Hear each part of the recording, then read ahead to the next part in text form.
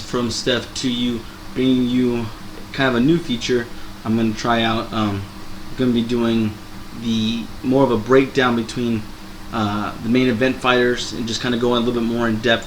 When I do my picks, I try to keep the video anywhere from 15 to 20 minutes, sometimes a little under, sometimes a little over. But I want to go ahead and do a kind of more in-depth reason for some of those picks. Obviously, the two main events are the Robbie Lawler versus Roy McDonald, and then Conor McGregor versus Chad Mendes. I'll start off with the first fight, with the welterweight championship fight between Roy McDonald and Robbie Lawler.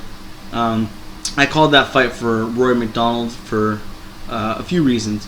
One, in the first fight, he was able to not only stand and trade with Robbie Lawler, but he was also able to out-wrestle him quite a bit. Anybody who's watched Robbie Lawler knows his weakness is going to the ground, and I haven't really seen too much of his wrestling himself, and he just kind of gives up and hopes to get you back to the feet and bang with you a little bit. And Rory comes from one of the smartest training camps, and he trained under George St. Pierre, who's one of the smartest fighters. He's not going to play into your hand. I think also the biggest thing is Rory is just going to keep getting better and better. As I mentioned in the last video, when he fought Carlos Condit, in my opinion, Carlos Condit is the best welterweight fighter in the UFC. He fought him at 20, and Carlos Condit was 26, and whooped Carlos Condit's ass for 2 rounds before losing, with the late stoppage. But Roy McDonald is just going to improve and improve. He's got George St. Pierre. George St. Pierre right now is not training for a fight. He's not training for himself. He's been helping Rory out a lot. So you've got the best welterweight in the world helping you prepare for a fight. You're 25 years old. He hasn't even hit his prime, and I just think he's going to get better and better. I think this fight, if it does go to a decision, it's going to favor Rory a lot more, because I think that he has the better gas tank. I mean, let's not forget Robbie Lawler fought, I think it was like 90 minutes or something like that. He had tons of fight going the distance last year.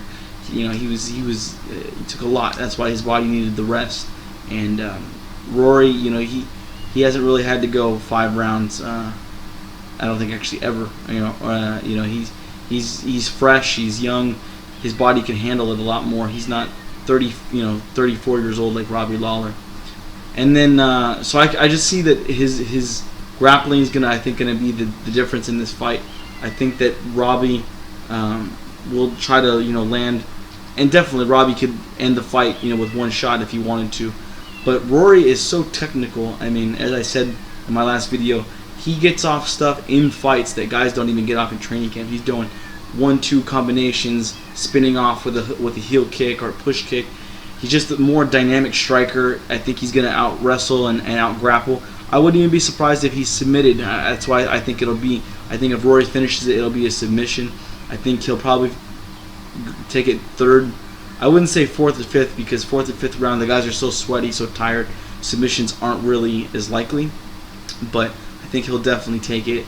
And then in the main fight, between Chad Mendes and Conor McGregor, as I said in my last video, guys, I really believe that this is a bad matchup for Conor McGregor. I was like 80% sure he would beat Jose Aldo. I think Aldo, his record speaks for itself, but he kind of got into the division when really, the only dominant fighters were like the Cub Swansons, the Uriah Fabers, the Mike Browns.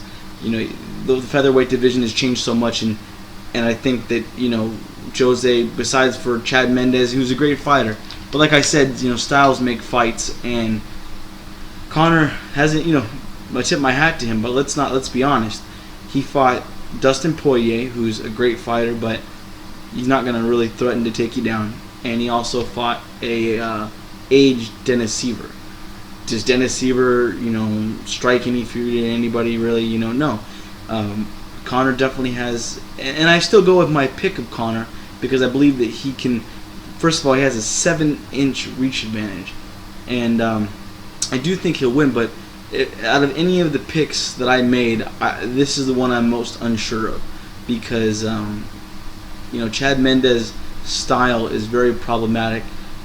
Conor's style with the wide stance, the spinning kicks. When you fight like that, you're reliant on space. You need to have like a kickboxing range, whereas that's not Chad Mendes. Chad Mendes is going to charge forward, and the problem with that is he'll strike with you, and then just when you think that you're going to get something off, he'll take you down. And just like a lot of people used to say about Junior Dos Santos, they would say, oh well, he's got really good jiu-jitsu, but you just haven't seen it. Well, maybe that might be the case with Conor McGregor. Maybe he's got some great jiu-jitsu, we haven't seen it. But I do know for a fact that his 2 losses did come via submission. And I'm not saying Chad Mendes is the greatest submission artist of all time, but also consider who he fights with. I mean, he's got Uriah Faber, who was the poster child for the featherweight division for many years under the WEC. Now he fights in the bantamweight. He's got TJ Dillashaw. I mean, Team Alpha Male has every big lower weight fighter coming out of their camp, it seems. And you lost 2 fights to Jose Aldo. Now Jose Aldo and Conor McGregor are completely different.